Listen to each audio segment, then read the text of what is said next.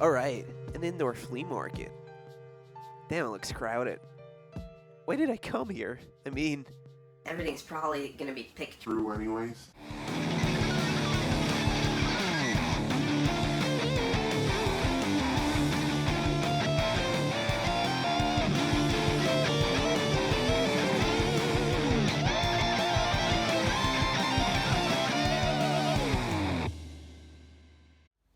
hey guys, welcome to another episode of edsretrogeekout. In this Geek Out episode, I travel over to the thrift store and some indoor flea markets, but I have to do a large quantity of flea markets to find anything when they're indoors. This first footage you're gonna see is from the thrift store where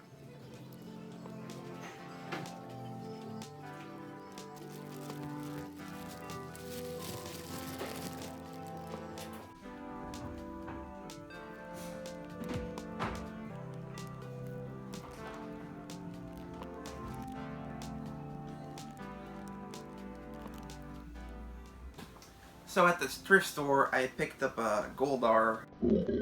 So Goldar from the Mighty Morphin Power Rangers toy line. I must say, I recognize the figure because it's the only series I watch from Power Rangers, but this is cheap, man. It's not even heavy. It's just cheap plastic. I'm happy I didn't get this as a kit because this would have definitely gotten broken. But yeah, this guy's going up on the shelf. Then also I found a baggie that has some dinosaurs in it, and I spot this JP logo. And there's actually 3 Jurassic Park dinosaurs in there. So, for like €2, that's not bad actually. So I picked these 3 up. And then I go to an indoor flea market, and it starts at 10, but there's already a ton of people inside. We're kind of waiting for the doors to open, which is terrible because like, usually I try to get in when people are still setting up, but over at this flea market it's just not possible, which is terrible for me because everything's probably gonna be picked through anyways.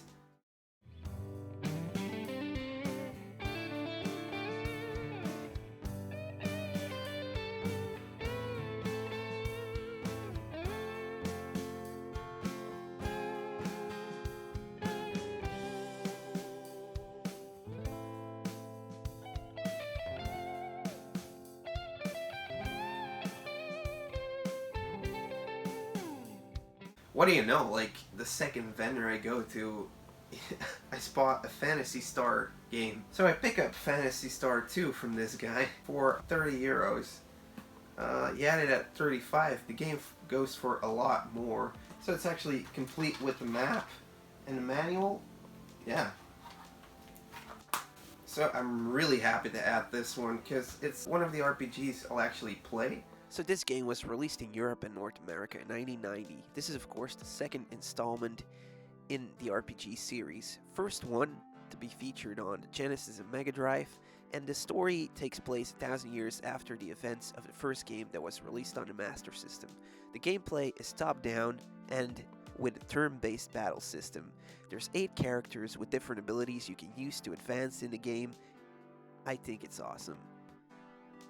I also bundled this guy up with a GameCube game, Mario Party 6. Pretty happy to have this one because I didn't have it, and Mario Party games are pretty cool actually. Oh, Mario Party 6 is of course the 6th installment in this board game style series that begun on Nintendo 64. It's known for its 4-player capability, and it's filled with 82 mini-games in which you can play as any Mario character you like.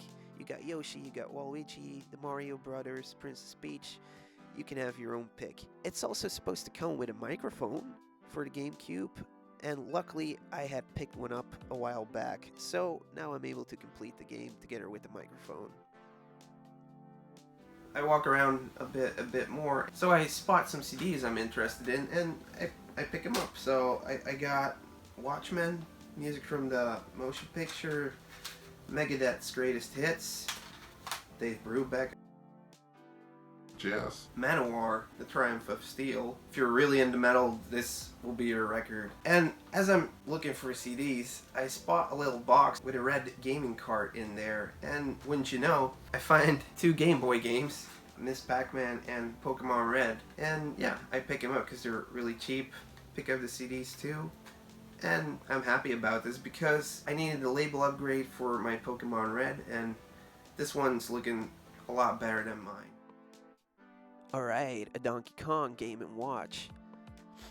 Let's see how much this costs. The seller came back to me with, that one's 50 euros. That's just too much, even though it has a serial number and the battery cover.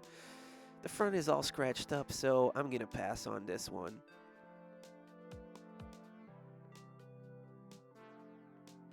Oh, and he has some other cool stuff.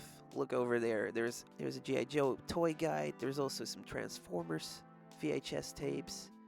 I've never seen these Transformers tapes before, but 8 euros for a VHS tape, that's just too much. He also has another cool LCD game called Terra Hit, and it's complete. I mean, it's still working, but yeah, the price on this is, I think, 35 that he was asking for. This is just too much. But it's really cool to see these kind of games still in working condition at the flea market. There we go again, looking at the Transformers tapes.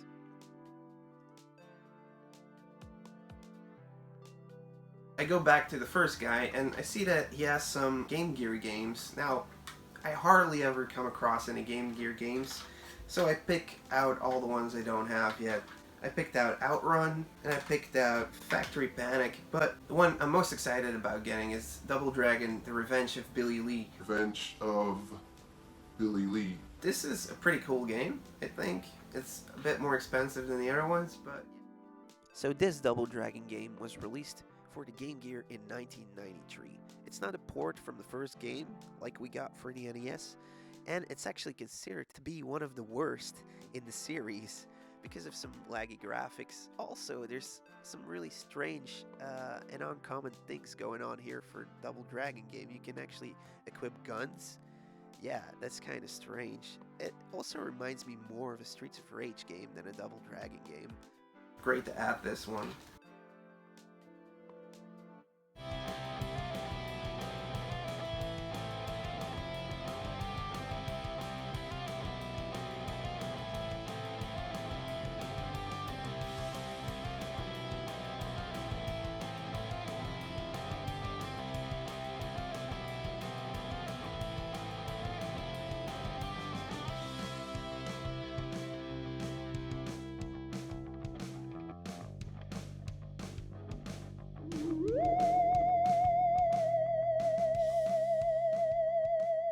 Now, going to indoor flea markets is a numbers game. Sometimes I hit up to 5 indoor flea markets in a weekend and I still find nothing. And this next one I go to is one of those occasions. The only thing I bought over there was this card game for E.T., which is pretty cool because it's a card game from 1982 and it's got E.T. on it. Why not just pick it up and put it on the shelf? Because it looks cool. So, once again, thank you guys for watching. If you like what you see, there's plenty more game hunting videos coming. I'm also starting to do some top 10s, just different kind of content. So, hit the subscribe button if you like geeking out over retro games or toys. And I'll see you guys next time. Thanks. Bye.